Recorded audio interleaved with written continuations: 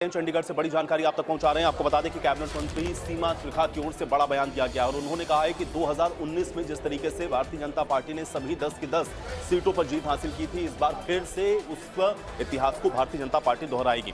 तो ये बड़ा बयान है कैबिनेट मंत्री सीमा त्रिखा का। 2019 की ही तरह बीजेपी का प्रदर्शन रहेगा, 10 की 10 सीटों पर हम जीत दर्ज करेंगे, सीमा त्रिखा ने इस बात को कहा। फिर उन्होंने प्रधानमंत्री मोदी की भी तारीफ की। उन्होंने कहा विदेशों में भी प्रधानमंत्री मोदी के काम की चर्चा होती है। मनोहर लाल की भी तारीफ करते हुए उन्होंने कहा कि मनोहर लाल ने हरियाणा का चहुमुखी विकास करवाया है और मनोहर लाल अब केंद्र में राजनीति करते हुए नजर आएंगे।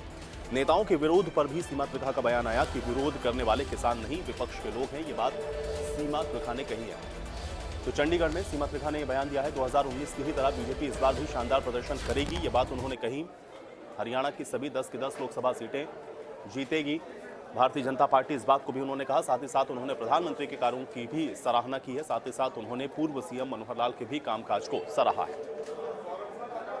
हरियाणा जो है वो मोदी जी और मनोहर जी दोनों की पॉलिसीज से बहुत आम जनमानस संतुष्ट भाव रखता है और जो वोट है वो मोदी जी के, भारतीय जनता पार्टी के, मनोहर जी के और नायब सिंह सैनी जी के लीडरशिप को समर्पित होगा, क्योंकि दोनों ही सरकारों ने मूलभूत सुविधाओं की तरफ और अभावग्रस्त परिवारों की तरफ फोकस्ड काम किया।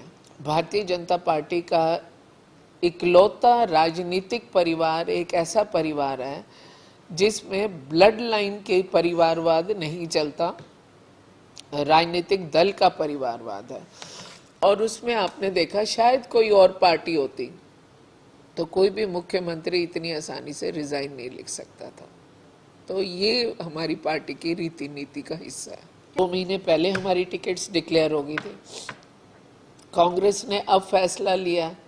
कांग्रेस का लेट फैसला करने की वजह ये भी होती है कभी कभी कि सबको संजो के रखो, ऐन मौके पे देखेंगे।